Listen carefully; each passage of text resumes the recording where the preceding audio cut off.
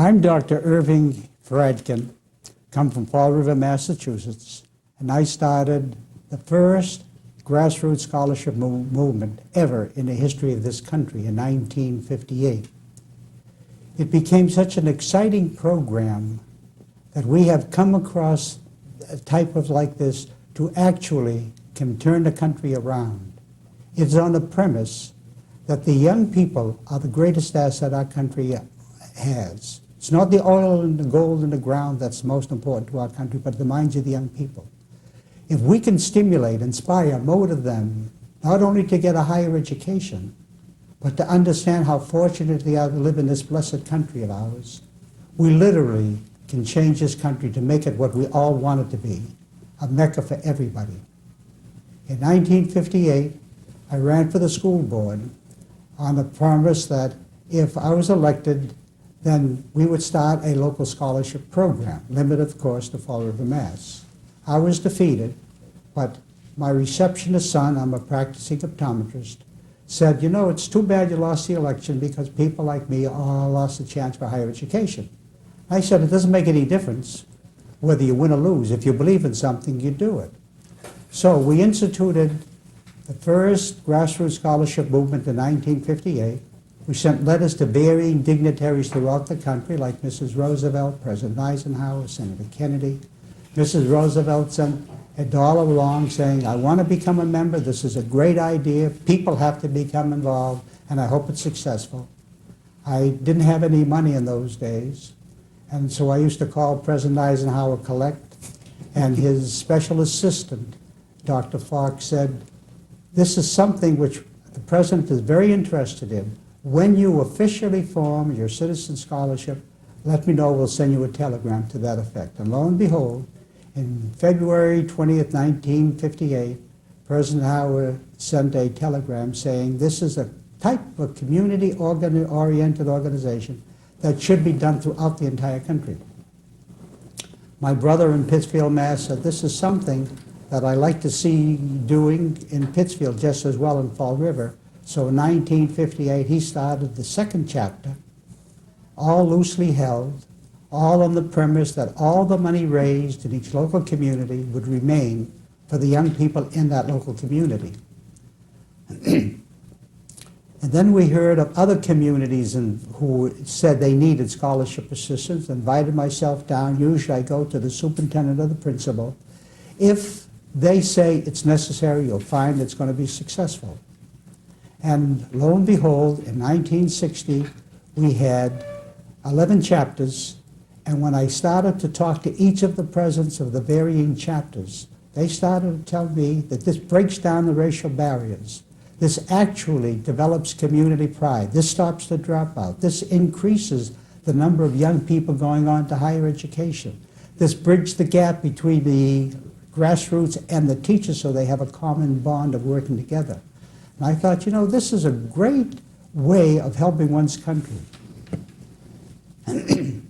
Because I look at America as like that we're on a war, not against a common enemy that you can see, but against apathy, indifference, unconcern, lack of patriotism. And I thought if this could be instituted throughout the country and give our most precious possession, the minds of the young people, a chance for an education, we literally can help our country be the country that we all want it to be. So in 1961, we kicked off the Citizen Scholarship Foundation of America. And the dollar that Mrs. Roosevelt first gave us has now generated $500 million. That's $500 million going to over 500,000 students. But this is what happens when people feel that this is something that they can do. And I've been on salary. We have a number of people working for us, and we have now 760 chapters in 40 states. We process scholarships for 650 corporations like Bank of America, General Electric, General Motors, and so many other companies. And the jewel of our entire program, is right here in Wakefield, Mass. You young people in Wakefield are so blessed and so lucky to have a community like Wakefield. The three bills came into my office, I think it was about 1960. At that time, they had an idea that like to help the young kids in their own community. And lo and behold, they took whatever material I had, went back to their own community, started with no money whatsoever in Wakefield, and now Wakefield, Mass. has $5 million in trust funds.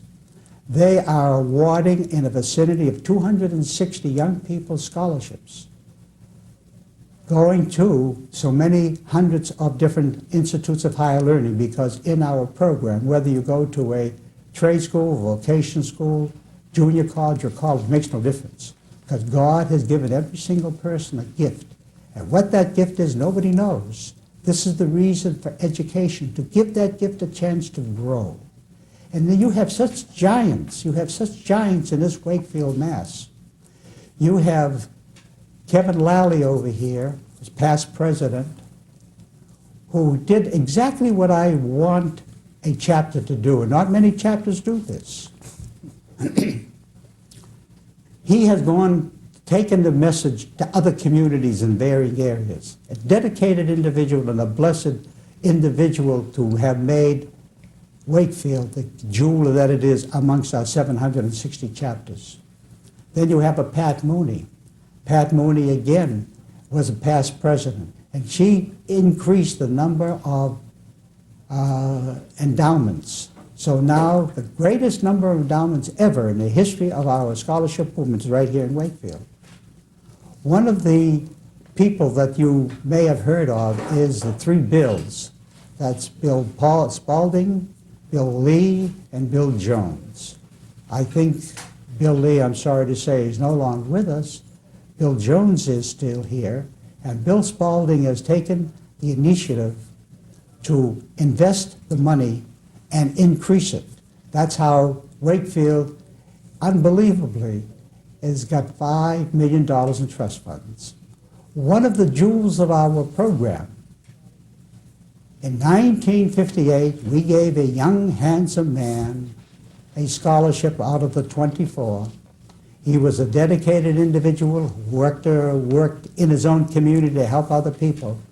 And lo and behold, he went to higher education with our help.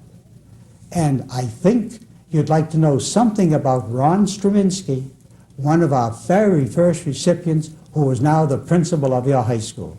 Ron, would you like to say a few words? Thank you, Dr. Fredkin. And I'm always very fond at graduation to mention, when we call upon the president of the local Citizen Scholarship Foundation, to say how proud I am to be a part of Wakefield, as you have described them as the jewel of the many, many hundred chapters.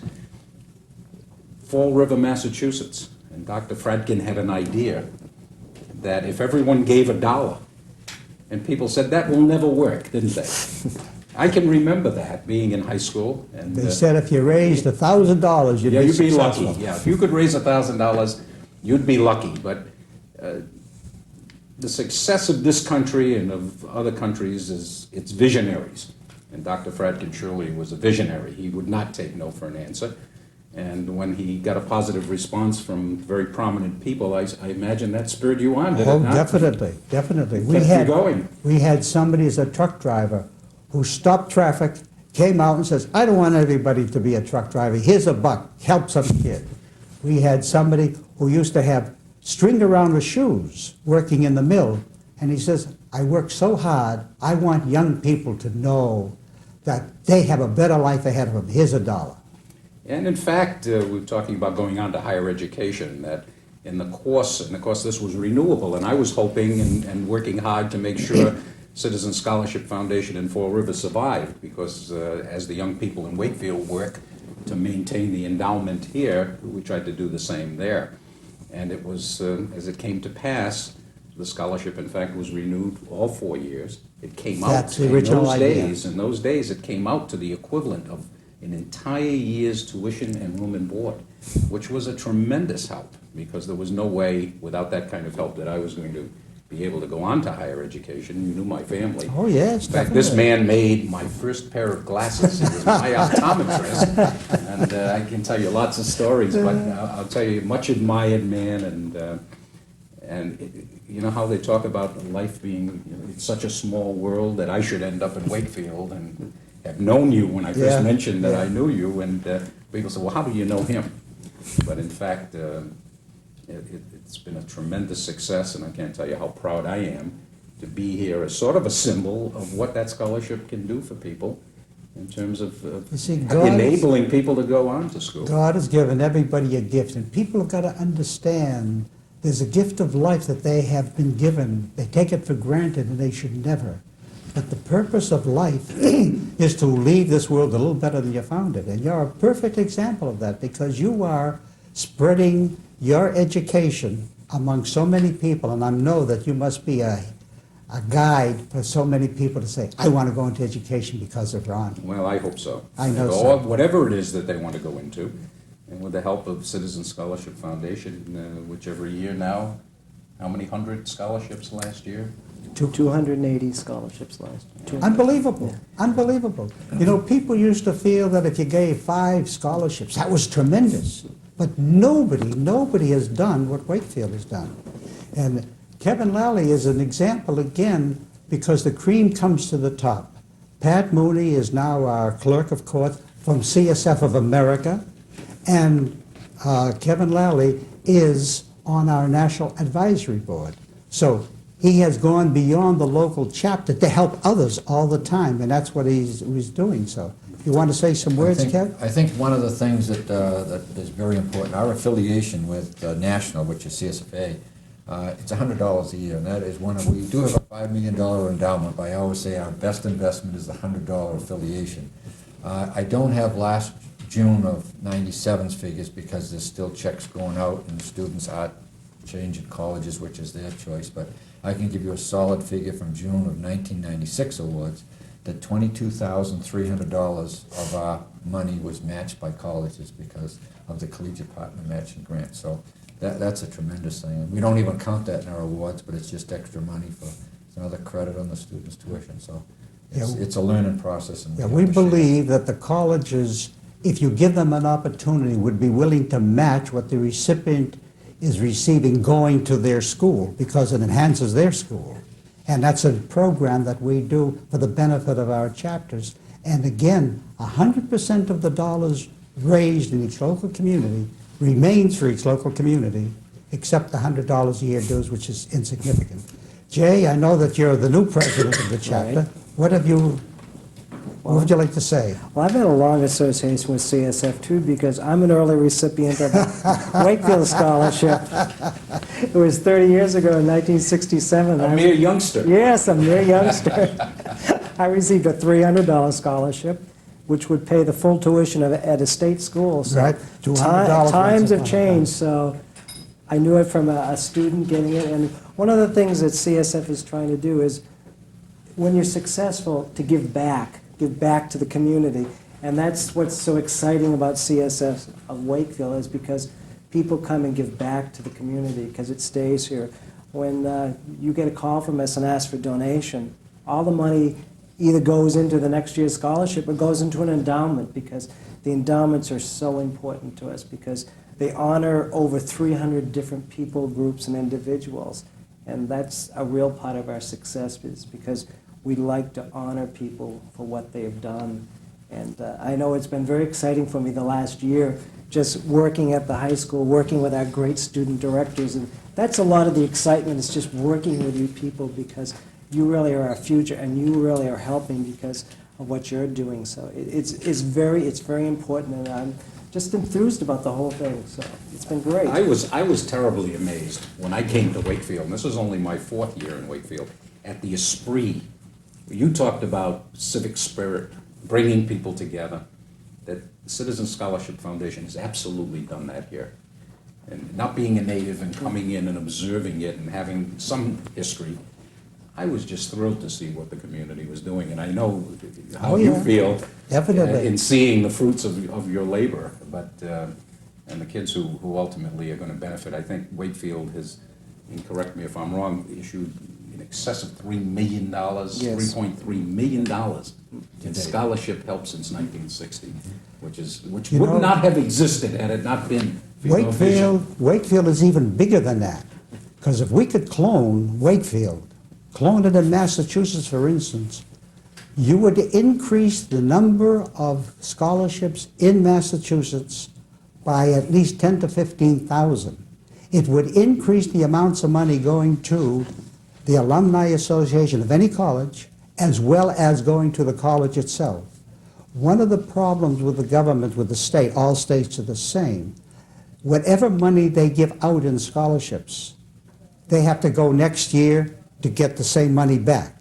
But if they would encourage communities, as the state of Washington is doing, the state of Oregon, the state of Iowa, they will encourage a chapter to say, or a community, you develop a chapter, and we will match it the first $2,000.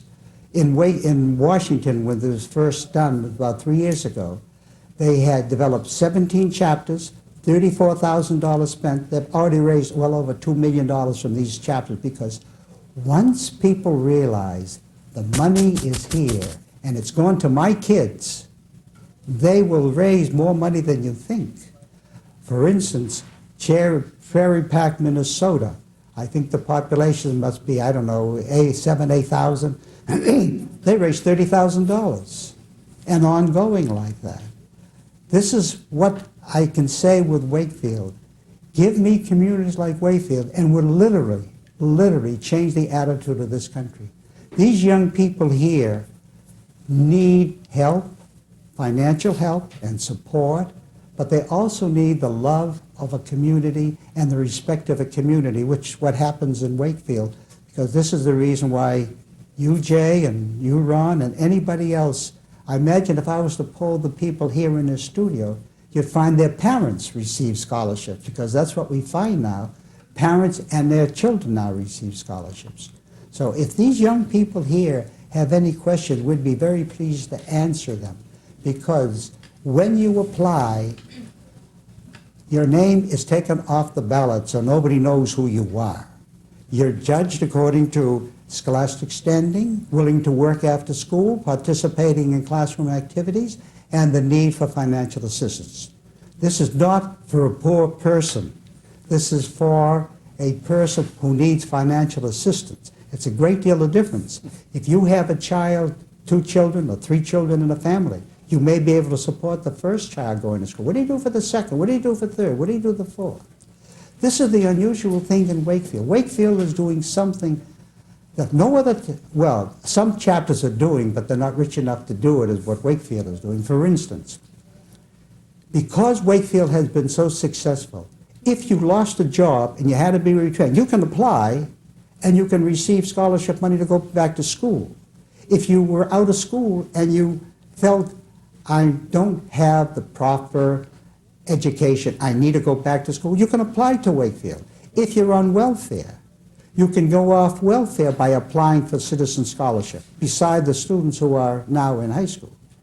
In other words, any individual in Wakefield, regardless of their need, regardless of their age, regardless of what they've done in the past, can be helped, because the community says the greatest gift we can give to you is to help you develop whatever God-given ability you have so you can be more useful to yourself.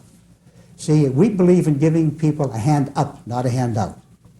We believe that if you teach a person how to fish, that person will be able to support a family. If you give them just a meal, that's 1 meal period for a day. But if you teach them how to fish, and that's what we can do and throughout the country by cloning Wakefield, Mass. Doctor, let me ask, again, having been in Wakefield myself only for 4 years, I'd like to ask Kevin, what is so unique about Wakefield, in your experience as a past president, that this program took off as it did? It's people, and the town has been behind it. I'm starting my 19th year as a director, as a volunteer, and I've seen a lot of people do a lot of wonderful things. The whole thing is, if I was president 2 years and anything needed to be done, I could call somebody and say, well, we need this, we need that. It was done. I also, in my earlier years, one of my first jobs with the Scholarship Foundation was we met in the cafeteria here, right here at the high school. The tables were labeled Greenwood, Montrose, all the different sections of town. And the students used to pick up a little map of that area of the town. We used to go door to door. That was the last year of door to door, and they'd raise about $2,500. We're afraid to go door to door today. Yeah, I It's would never sad, do it, it's but that was sad, it's not 1980. right. No, I'd never do You're it. But, afraid. what happened, the idea came from Dr. Mayo, who was then the superintendent of schools. It came from the Saga Scholarship Foundation, and they had a phone-a-thon, and I was given the job of putting it together. And other towns are amazed. I spoke in Minnesota last year, and one copied the Wakefield phone-a-thon, a small town in Wisconsin, and they raised $20,000 that year. I think what's so unique is about the students, and we have some students here, and I'm sure you all worked on the phone-a-thon. I've got a very short line. It's for my annual report. As you know, I've chaired the phone-a-thon for 2 years, but let me give you something. This is exactly what happened. In 4 hours, using 50 phones, 192 high school students spoke to 3,634 Wakefield residents, and also left a personal message on 1,840 answering machines. I'm only half done here, but let me just finish up. They also addressed the pledge letters and the answering machine letters, which total 3,521 pieces of mail. And at the end of the 4-hour phone-a-thon, we had pledges of $40,300, and the receipts to date is $50,300.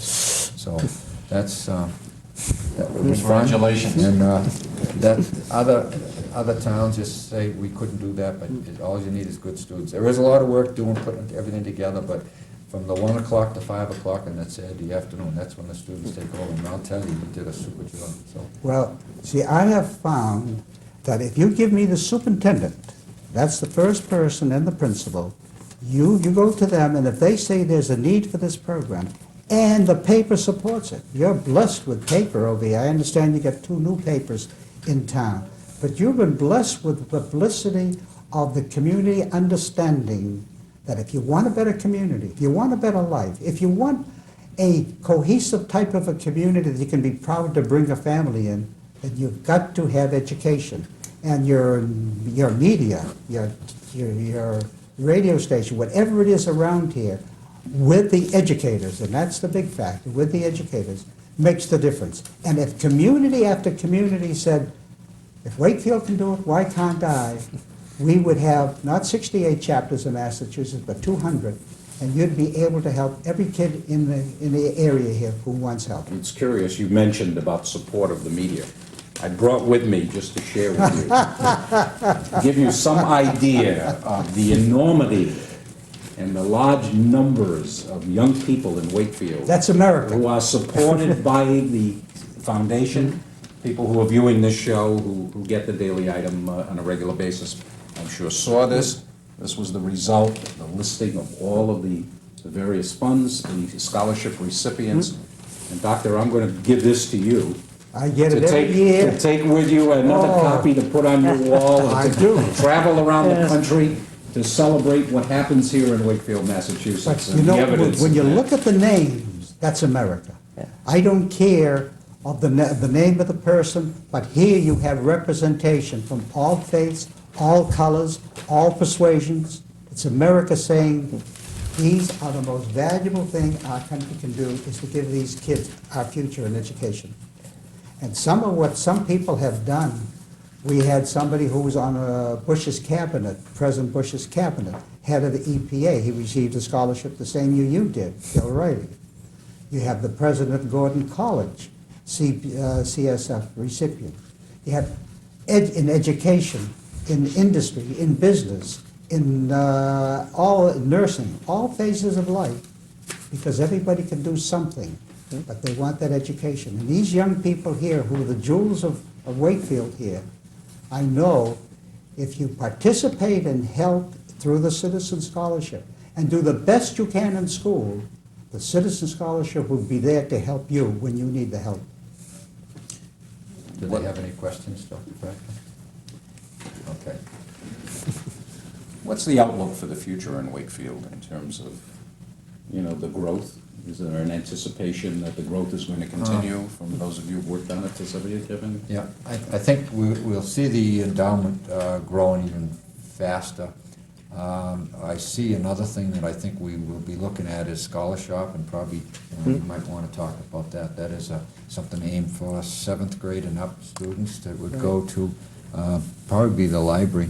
It'd be something real. Yeah, because it's a program developed by the national chapter where it's interactive computers and video, and what we did was Lynn Zervis, who is our administrator in the office, and I went to the YMCA on Huntington Ave in Boston. The Black Achievers have a scholarship, the closest one we have, and what they're doing is they're helping students who don't necessarily know they want to go to school or what they want to do, and it also helps parents, and it also gives you a nice resource of what a college looks like, what's going to happen when I go to college.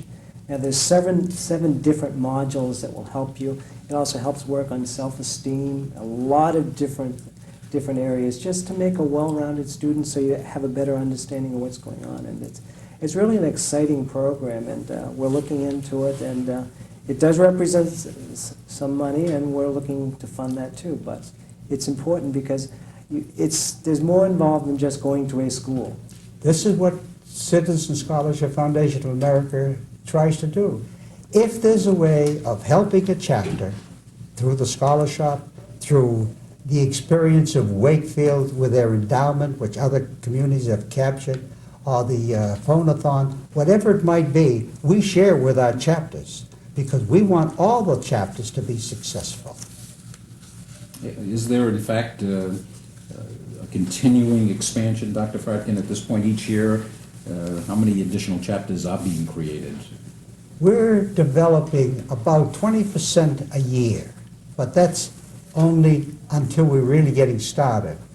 You're talking right now 760 chapters in the year. By the year 2000, we should have maybe 1,000 chapters, but we'll have, before we're through, 2,000 to 3,000 chapters throughout the country, because every community has to benefit from this. They'll learn from the experience of Wakefield and other chapters. All the money they raise remains for their own. We'll show them and give them guides of how to raise money, experience from other chapters. So they have nothing to lose, but every single to gain. And if you want to stop poverty, if you want to stop pregnancy, if you want to stop drugs, education is one of the ways to do it, but give them hope. This is one reason, one way you can stop a young lady from becoming pregnant, because a lot of times they don't have any hope. But if you give them the answer that you can do anything at all that you want, that you have an opportunity for an education, they're going to want to stay in school. And if you can stop the person from dropping out of school, you stop the going into jail also. Because 82% of the people in jail are dropouts or on welfare. If we can give these people, which is our future, a chance for an education, you see, I have every single thing at all this country can have. I've been married on a honeymoon for 51 years. I have 3 children, 4 grandchildren, 1 great-granddaughter. There's nothing at all I need in this country, but it's all because we have the priceless gift of freedom here. I think because I am so fortunate, I should be able to give something back, and that's what we're doing. It surely appears that the citizens of Wakefield are doing the same. I'll turn to the young people for a moment. We only have a moment left. You worked on the phone-a-thon. A lot of fun? Yeah. Tell us just quickly a little bit about your experience with it. Well, we get together on a certain day and the day that they plan, and there's different banks throughout the town, as well as I know another business too. I'm not sure the name of it. I think it's Metcalf and Eddy. And we have a list of names of people we have to call in the town, and by doing that, we ask them if they will donate any money, or if there's a certain I'm not sure, like Pledge. Previous donor? Person. Previous donor? Yeah, that they want to give it to. And if, for instance, we get the answering machine or something, we send them a You get a good letter. response from them? They're cooperative Yeah, when you most of call? them, some aren't that nice, but most of them are nice. It's all kinds. Yes. Yep. Listen, we're out of time, and as principal of the high school, Dr. Fradkin, once again, I want to welcome you. Such a pleasure to be Express our around. appreciation to you for all you've done and continue to do. And we make a pledge in Wakefield to remain #1 and to do what we can Great. to bring other communities into the fold. We'll keep on using you as an example. Thank you. Jay, great.